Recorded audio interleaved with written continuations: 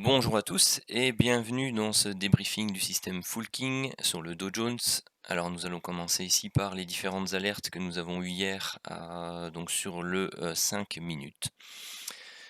Alors ici on est sous la plateforme MT4, donc avec les indicateurs qui vont vous tracer les box de manière automatique et vous alerter sur les setups de divergence également de manière automatique. Alors comme vous pouvez le voir, la première boîte que l'on a eue, c'est celle-ci. Elle a été cassée par le bas ici, à ce niveau-là. Donc vous voyez ici la petite flèche rouge qui vous indique le break. Alors, au final, sur la journée, eh bien tout simplement, on est remonté juste après. Notre stop était ici, donc on ne s'est pas fait attraper par le stop. Par contre, on a eu une mise à BE qui s'est faite hop, sur ce niveau-là. On n'a pas été rechercher le TP1, il manquait, comme vous le voyez, 1 ou 2 points. Donc après, bon, bah, si vous êtes en live, rien ne vous empêche de les prendre, bien entendu. Ensuite, les prix sont remontés et on est venu rechercher notre niveau de point d'entrée. Alors personnellement, ce trade-là, je l'ai coupé, tout simplement. Pourquoi? Parce que comme vous le voyez ici, j'avais tracé mon canal baissier. Donc avec ces 2 points-ci, j'avais tracé donc la borne haute, j'avais reporté cette borne haute en parallèle ici avec ces 2 points-là. Eh bien tout simplement le break se faisait de la box se faisait au niveau de la borne basse du canal. Donc voilà, le robot a pris automatiquement la position, mais moi je l'ai coupé à BE juste quelque part ici parce que c'est une position qui ne me plaisait pas, tout simplement. Donc le robot peut également peut s'utiliser de manière full automatique, mais aussi semi-automatique, c'est-à-dire que vous pouvez travailler et gérer comme vous le désirez les différentes positions qui sont prises par le robot. Ensuite, on a eu une box qui n'a pas été validée, une autre box qui n'a pas été validée. Ici, vous avez eu un canal ascendant pardon, qui s'est constitué. On l'a breaké laborieusement ici, à proximité de l'open de mémoire, avec beaucoup de mèches basses. Donc il n'y avait aucune garantie quant à la poursuite de la baisse à ce moment-là. Donc ça s'est formé ici. Vous avez une nouvelle box qui s'est créée, une seconde, et puis là vous aviez de nouveau eh bien, tout simplement un canal ascendant. Hop, qui s'est formé.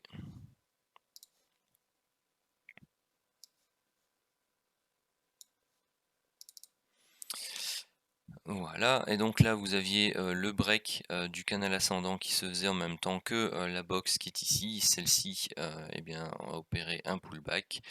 Moi je l'avais mis à BE un peu plus tôt parce que voyant on s'approchait tout simplement du niveau, compte tenu de la journée qu'il y avait eu, bien tout simplement j'ai préféré mettre ABE plus tôt. Bon bah ça m'a fait manquer le TP1 qui est arrivé juste après, donc ici avec 51 points. Une box ici, mais qui n'a pas été validée avant la clôture. Ici, vous aviez eu des setups de divergence qui pour moi, aucun n'a été validé. Donc en fonction du broker chez qui vous êtes, il est possible que ce genre de setup puisse être validé. Pourquoi? Parce que en fonction des brokers, vous avez des chandeliers qui peuvent varier de taille.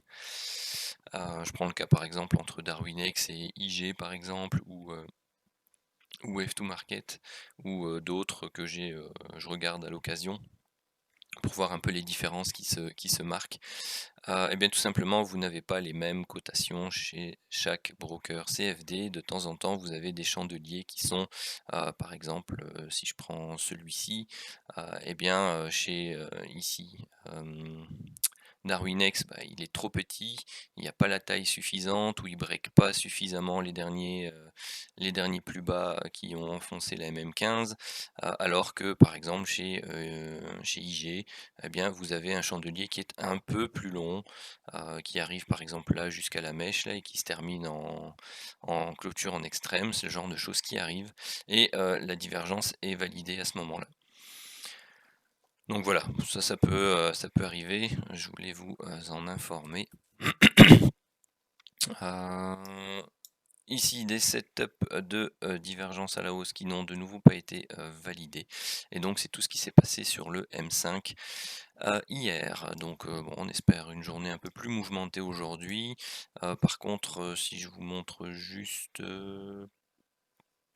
hop, rien que ce graphique-là, vous allez comprendre tout de suite, de toute façon dans quoi on travaille en ce moment, hein.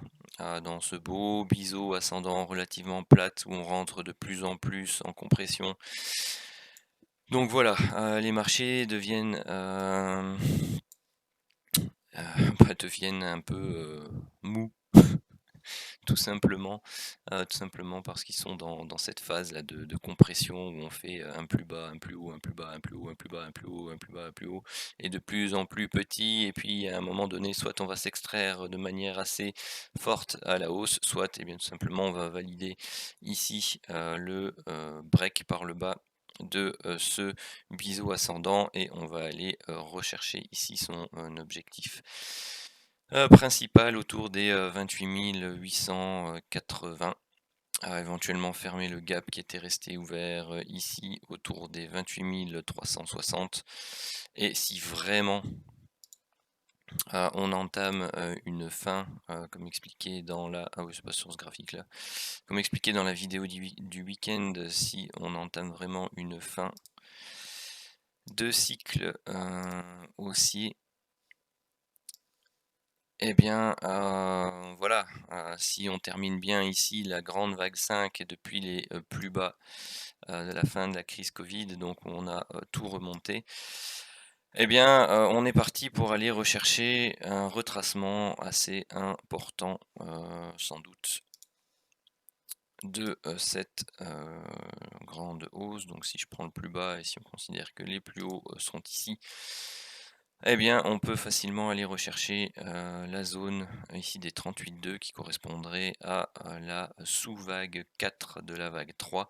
Donc les sous-vagues 4 sont très recherchées en termes d'objectifs lorsque l'on termine un mouvement d'impulsion haussier. Donc vous allez avoir cette zone-là qui sera recherchée, mais également cette zone-ci du triangle, et là ça correspond pile poil avec un beau retracement Fibonacci. Donc les 25 650 ne sont pas une cible à exclure là-dedans. Mais bon, là je pars dans l'analyse technique et pas dans les débriefings. Donc voilà. Bon, on va s'attaquer au Santic. Où est-il mon Santic? Ici. Hop, on va aller voir ce qui s'est passé hier sur le Santic. 9h était là. Hop, 21h30 est ici. Wow, où tu m'as mis? Ouais.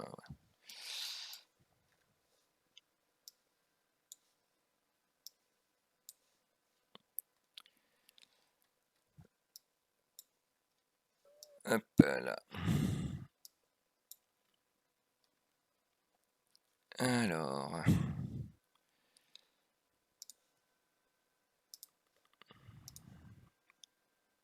on va retracer un peu celui-là. Et vous voyez, ça c'est la magie des CFD. Le chandelier qui est ici est différent par rapport à hier. Il était plus grand, c'est pour ça que j'avais pris la divergence ici. Ça c'est quelque chose qui est embêtant parce que vous avez toujours ce problème de mise en mémoire chez les brokers CFD. Chez IG par exemple, et bien sur le Santic, il ne garde l'historique que sur 48 heures. Donc ce qui fait que quand la journée se termine, eh bien il y a l'avant-dernière journée qui s'en va, la nouvelle qui arrive, et tous les chandeliers sont recalculés. Ce qui fait que eh bien là par exemple vous avez des différences. Mais personnellement je vais la compter puisque j'étais en live devant et que ça s'est passé. Sinon elle se prend juste un peu plus tard, hein. C'est pas non plus extrêmement dommageable. Mais donc ici, juste prendre de quoi noter. Allez, un petit papier, voilà. Ici, donc on avait un setup de divergence haussier qui s'est matérialisé ici, qui a été validé, bon bah soit là en live, soit quelque part ici aujourd'hui, avec les modifs. Donc ça vous faisait plus ou moins 40 points pour l'objectif 1 qui est la ligne de tendance long terme ici, et 115 points pour la bande opposée. Ensuite, alors ici, vous aviez des setups de divergence qui étaient ici visuels. Au niveau de la validation, voilà. Et de mémoire, et bien tout simplement, vous voyez comme ça change. Hier, c'est pas ce chandelier-là qui validait, mais c'est celui-là qui le validait. Pour moi, il était trop proche et bien tout simplement, et je n'avais pas considéré le setup de divergence. Donc je ne vais pas le considérer ici non plus. Néanmoins, si ceci était un cas pratique en live, vous pouviez prendre position sur le break de ce grand chandelier ici et aller rechercher votre objectif 1 à plus ou moins 25 points et votre objectif 2 ici à plus ou moins 90 points. Il faudrait que vraiment je me motive à reprendre les débriefings systématiquement le soir avant la clôture des marchés pour garder les bonnes alertes. Ensuite, ici, setup de divergence. Vous aviez la validation qui se faisait ici par le break de la MM15 et par ce beau chandelier. On allait rechercher notre objectif 1 à plus ou moins 25 points. Pas d'objectif 2, puisqu'on n'atteint pas ici la borne opposée de l'enveloppe long terme. Ensuite, pas de setup valide jusqu'à celui-ci, où on avait une divergence à la hausse, qui malheureusement tout simplement se termine en BE. Pourquoi? Parce que vous prenez position ici, ça monte, ça redescend, ça remonte. Donc pour moi, ça ici, c'est du BE. Pourquoi? Parce que vous avez toujours la ligne de tendance qui, à ce moment-là, recommence à accélérer. Donc il ne faut pas traîner dans le mouvement.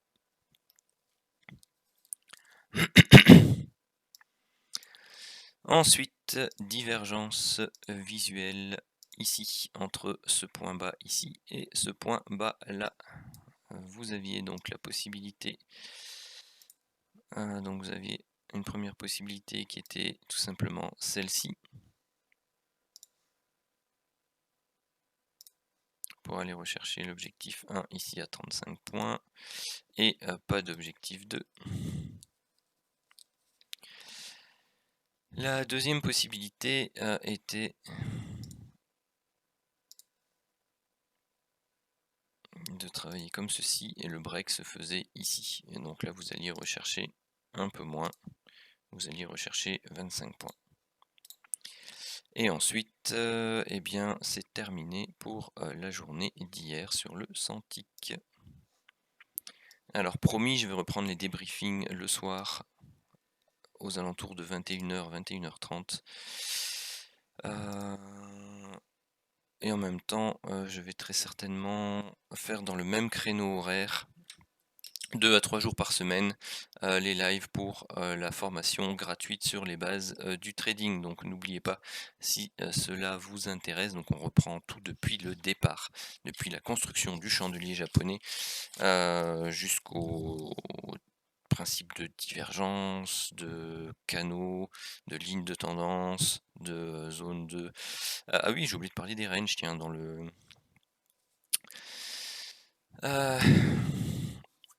dans le plan de travail, dans le sommaire, pardon. Donc des ranges, des zones de support, résistance, la manière dont je les travaille, comment pouvoir les utiliser pour trader, les moyennes mobiles aussi, éventuellement les bandes de Bollinger si ça intéresse certaines personnes. Voilà, je vais essayer de passer en revue un peu toutes les bases pour le trading, l'analyse technique, les figures chartistes, bien entendu, détailler tout ça. D'ailleurs, je pense que je les ai pas mises dans le sommaire non plus. Ah bah, ça ferait du boulot en plus. Hop, donc ici, setup 1, on avait 40 plus 25 plus 35. 3 gagnants, aucun perdant, 1 BE. Et ici, on avait 115 et c'est tout. 1 gagnant, 0 perdant et hop, 3 BE. Voilà pour la première journée en Cintiq, donc ça fait plus ou moins 215 points, plus les 50 sur le M5, ça fait 265 points. C'est pas inintéressant comme bilan sur une journée. Voilà, sur ce, eh bien, je vous souhaite une très bonne journée de trading. N'oubliez pas de éventuellement liker si vous aimez ce que je fais, de partager, bien entendu, au plus il y a de monde, au plus c'est intéressant, et surtout de partager le canal qui est en description pour, eh bien, tout simplement que les gens puissent venir s'inscrire entre guillemets à la formation gratuite, du moins pour qu'ils puissent être au courant de la manière dont ça va se passer, de ce qui va être repris dedans, pouvoir avoir accès aux enregistrements des différentes sessions et bien entendu pour être informé de tout simplement le live, à quelle heure, quand et où ce sera donné. Sur ce, bonne journée.